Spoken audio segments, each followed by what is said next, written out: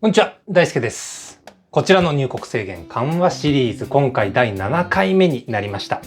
皆さんが世界各国渡航ハードルのね、実際のところ短時間でチェックできる内容になっております。ぜひ最後までご覧ください。本日の流れはこちらになります。丸1、日本政府の渡航緩和の対象国16カ国あります。丸2、観光産業を優先する国18カ国あります。丸3、その他重要国2カ国。今日おまけでね、観光再開の鍵とそれに向けて準備すべきことをお話ししたいと思います。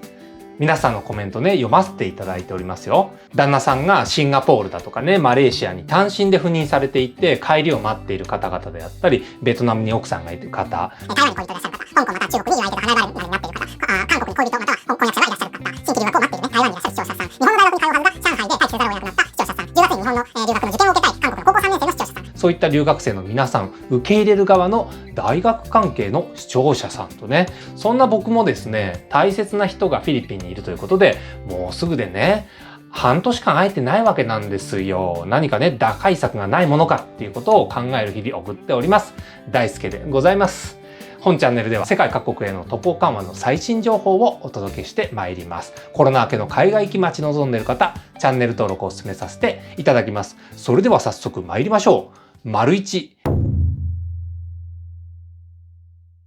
日本政府渡航緩和の対象国16カ国行きましょう。日本政府がですね、進める渡航緩和の順序、ビジネス、留学生、観光客っていうことですけど、ビジネス渡航緩和についてはね、もうだいぶ動きが出てきて時間経ってますよね。前回の8月下旬編では、ベトナムとタイ、この2カ国に加えて、シンガポールが9月からね、長期出張者を対象としたレジデンストラック、短期出張者を対象としたビジネストラック開始する旨っていうのが発表されまして、マレーシアについても同じくね、9月から長期出張者対象としたレジデンストラックのみではありますけど、外務省から発表された旨、報告を皆さんにさせていただきました。今回は続いてですね、カンボジア、ラオス、ミャンマーについてアップデートがありましたよね。いずれもレジデンストラックが9月上旬からスタートされるということになります。レジデンストラックとね、ビジネストラックっていうこの2つのスキームに関しては、PCR 検査ですとか、2週間の隔離措置などね、一定の条件に従うことで、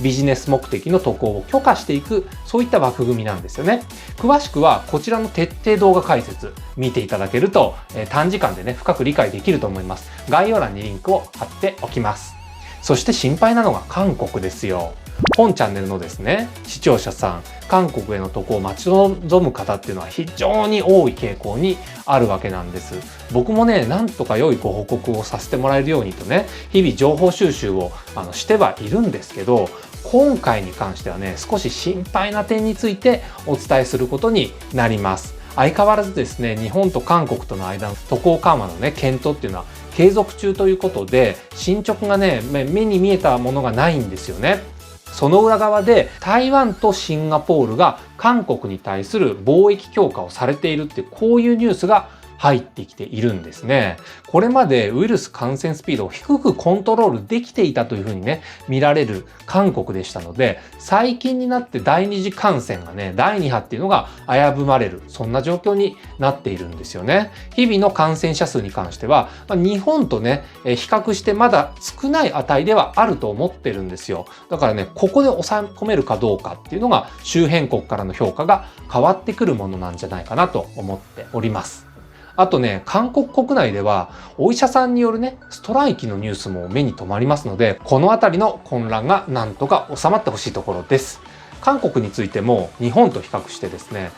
感染リスクが著しく高いっていうことは数字上ではね、見えませんので、まずはビジネス渡航緩和から着実に回復をしていってもらえることを願うばかりです。ではね、留学生に目を向けて参りましょう。先日の動画でも速報ということで報告させていただきました。第1段階としては、まずは国費の留学生から新規ビザ発行をされるという発表がありましたね。第2段階ではその後ね、私費の留学生に関しても入国緩和の実施検討されるということで、こういった報道がありました。こちらについては外務省からの案内っていうのはね、特に見当たらなくてですね、一応僕の理解なんですけど、もともとね、文科省が進めている留学生の受け入れに対して、法務省が対応されていた留学生向けの新規ビザ申請の受付業務ですね、こちらを再開するものと理解をしています。私がね、実際に手続きしたわけじゃないんですけど、おそらくですね、法務省からもともと案内されている申請手続きにのっとって対応がね、できていくようになるんじゃないかと思っております。もしですね、このあたりの手続き実際やってみたよっていう視聴者さんいらっしゃいましたら、どんな書面がね、必要だったのかなどコメントで教えていただけると大変ありがたいなと思います。それ以外の国々見ていきましょう。オーストラリア、ニュージーランド、中国、香港、マカオ、ブルネイ、モンゴルということで、これらについては日本との間での入国制限緩和について直近での大きな動きは出ておりませんでした。引き続き要ウォッチという姿勢で見ていきたいと思います。では次行きましょう。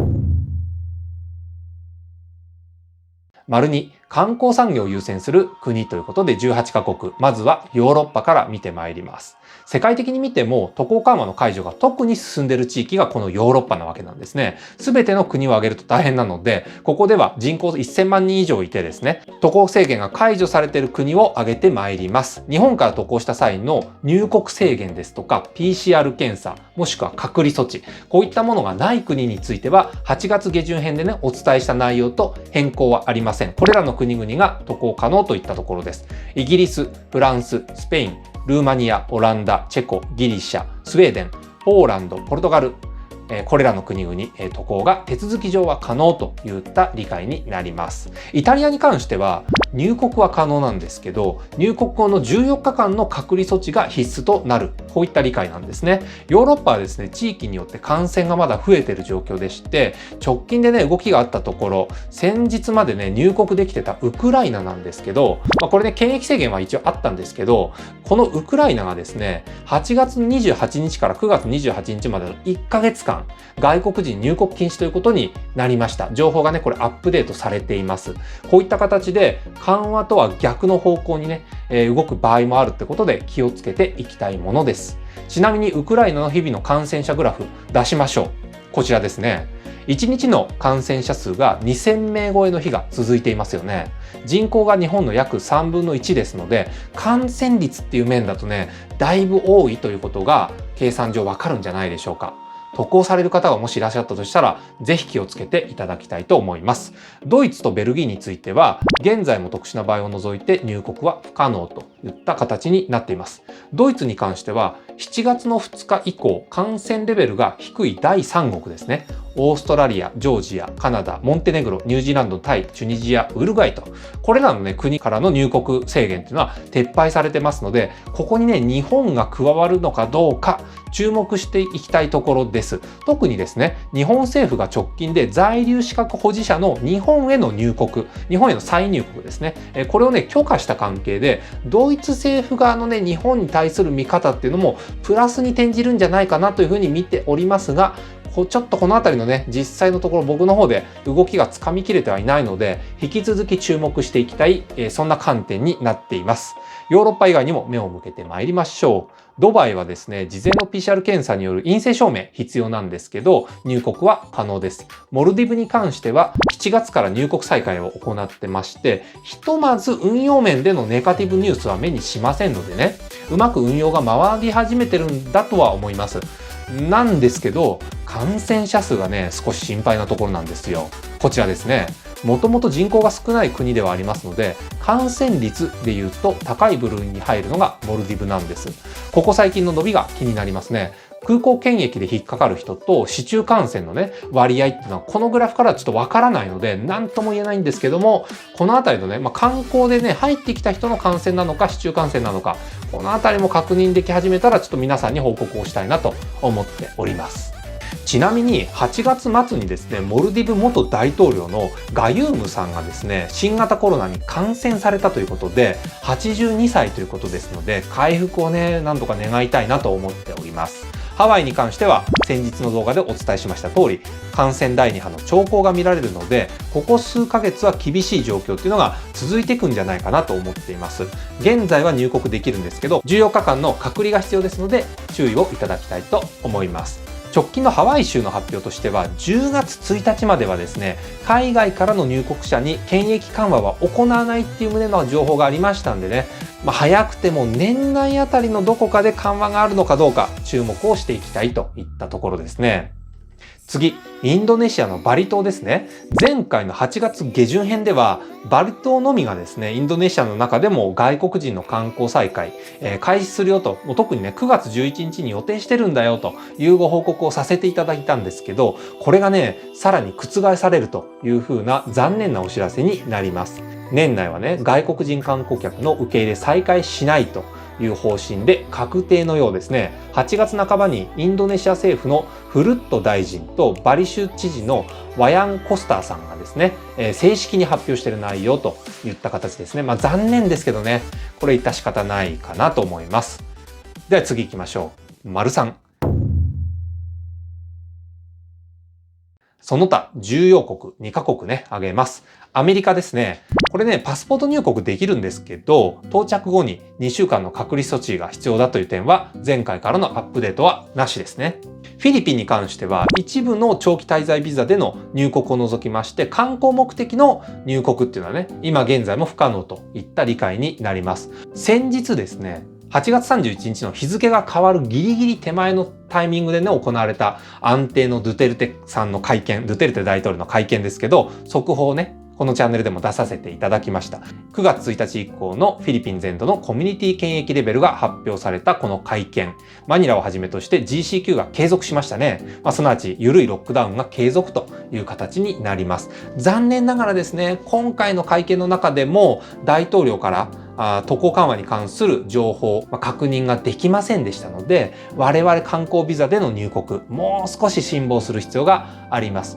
個人的にはね、なかなか辛い状況続きますけどね、なんとか皆さんと一緒に乗り切りたいと思っております。柴犬ちゃんがね、なんとか僕のこと励ましてくれるかなといったところなんでね、なんとか耐えていきたいと思っております。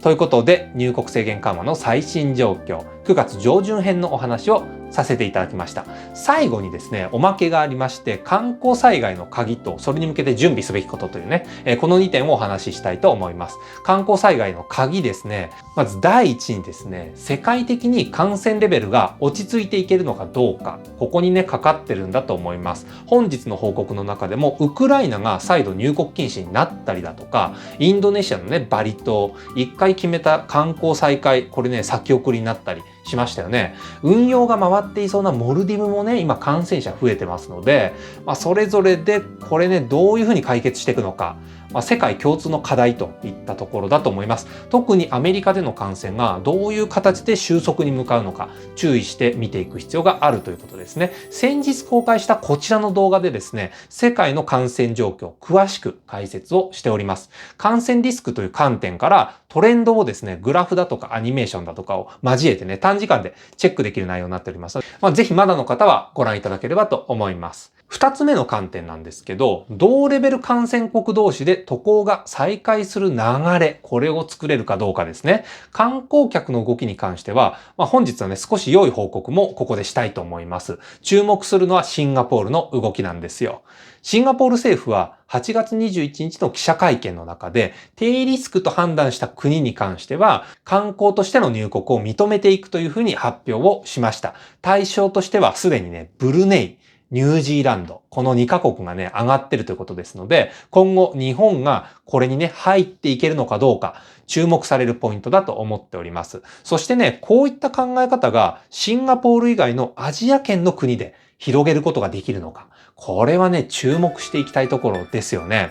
ということでね、こういった渡航緩和のね、鍵がですね、揃っていった先に向けて準備をしておくべきこと。これをね、一つ皆さんに述べたいと思います。緩和が来る時期っていうのは必ず来ますので、それがいつなのか具体的には分かりませんけども、いきなり緩和となる可能性もね、これ否定できませんよ。ですので、この時に向けて必要な準備といえば、なんといっても海外旅行保険です。コロナをはじめとしまして、渡航先で医療サービスを受ける必要がある場合のね、この準備をしていくこと、これめちゃくちゃ重要なんですよね。数百万円とかね、数千万円とかっていう請求が後々来るっていう、こういうケースがありますので、一発人生積みますんで、絶対にこれ準備をしておきましょう。渡航の直前に加入するっていう形でも、これもちろん OK なんですけど、事前準備としてできることといえば、クレジットカード付帯の保険加入ですよね。これめちゃくちゃ簡単なので、皆さんもチャレンジしてみてください。こちらの動画、とても参考になると思います。この中ではですね、治療費として想定をしておくべき金額、特にコロナに向けてですね、想定しておくべき金額、そして海外旅行保険付きのクレジットカードの銘柄の選び方ですね、あとは入国審査で提示するための証明書をどういうふうに取得するのかについて解説をしています。で、この他にも、ここ半月のですね、アップデートとしても代表的なものですと、こういった情報についてね、発信させていただきました。安倍首相退任が渡航需要へのね、影響をどういうふうにもたらしてきたのか、あとは留学生の新規ビザ発行でしたり、在留資格者の再入国の解禁ということですね。本動画と合わせてご自身が必要な情報をご覧いただくことで、今世界で何が起きていて、その中で日本がどういった位置づけにあるのか、今後のね、渡航に向けてどういうポジションを取っていけばいいのかってことが短時間でそれぞれ知ることができる内容になっております。本日の報告は以上になります。大輔でした。